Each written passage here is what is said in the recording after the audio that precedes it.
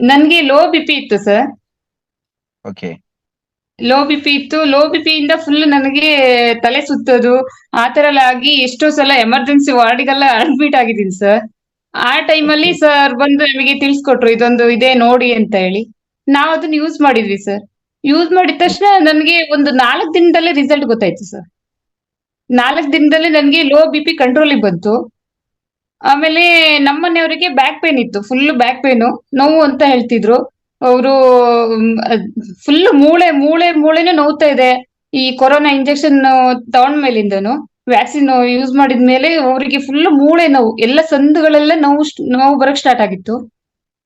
ಆಮೇಲೆ ಇದನ್ನ ಯೂಸ್ ಮಾಡಿದ್ರು. ಅವ್ರು ಕಂಟಿನ್ಯೂ ಮಾಡ್ಕೊಂತ ಬಂದ್ವಿ ಸರ್. ನನ್ಗೆ ಇವಾಗ ಬಿಪಿ ನಾರ್ಮಲಿ ಬಂದಿದೆ ಸರ್. ನಾರ್ಮಲಿ ಬಂದಿದೆ. ಅದನ್ನ ನೋಡ್ಬಿಟ್ಟು ನಮಗೂ ಖುಷಿಯಾಗಿ ಸರ್ ನನ್ನ ಅಮ್ಮನಿಗೆ ಹೇಳ್ದೆ. ಅಮ್ಮನಿಗೆ ವೆರಿಕೋಸ್ ಇತ್ತು ಸರ್. ಅಮ್ಮನಿಗೆ ವೆರಿಕೋಸ್ ಇದ್ದು ಅವರು ತುಂಬಾನೇ ಪೇನ್ ಅನುಭವಿಸ್ತಾ ಇದ್ರು. ಇಲ್ಲ ಡಾಕ್ಟರ್ ಕೇಳಿದ್ರೆ ಡಾಕ್ಟರ್ ಇಲ್ಲ ಆಪರೇಷನ್ ಆಗ್ಬೇಕು ಮಣಿಪಾಲಿಗೆ ಬನ್ನಿ ಅಂತ ಹೇಳಿದ್ರು.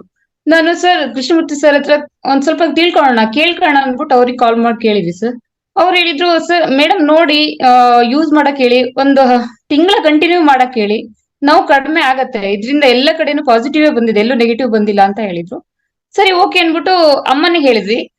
ಸರ್ ನನ್ಗೆ ನಂಬಕ್ಕೆ ಆಗ್ತಾ ಇಲ್ಲ ಸರ್. ಇವಾಗ ನಮ್ಮಮ್ಮ ನಾರ್ಮಲ್, ಈಗ ವೆರಿಕೋಸ್ ಇಂದ ನೋವೇ ಇಲ್ಲ ಅಂತ ಹೇಳ್ತಿದ್ದಾರೆ.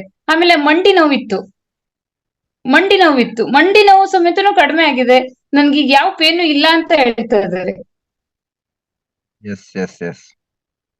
ಅದಕ್ಕೆ madam. ತುಂಬಾ ಈ ಪ್ರಾಡಕ್ಟ್ ತುಂಬಾನೇ ಖುಷಿ ಇದೆ ಸರ್. ಆಮೇಲೆ ನಾವು ಹೇಳೋದೇನಪ್ಪಾ ಅಂದ್ರೆ ಇನ್ನು ಮುಂದಿನ ಇದ್ರಲ್ಲಿ ಸರ್ ಮನೆಯಲ್ಲೂ ಇದಾಗ್ಬೇಕು, ಈ ಪ್ರಾಡಕ್ಟ್ ಇರ್ಬೇಕು, ಎಲ್ಲರೂ ಯೂಸ್ ಮಾಡ್ಬೇಕು ಅನ್ನೋದು ನಮ್ಮ ಉದ್ದೇಶ ಸರ್.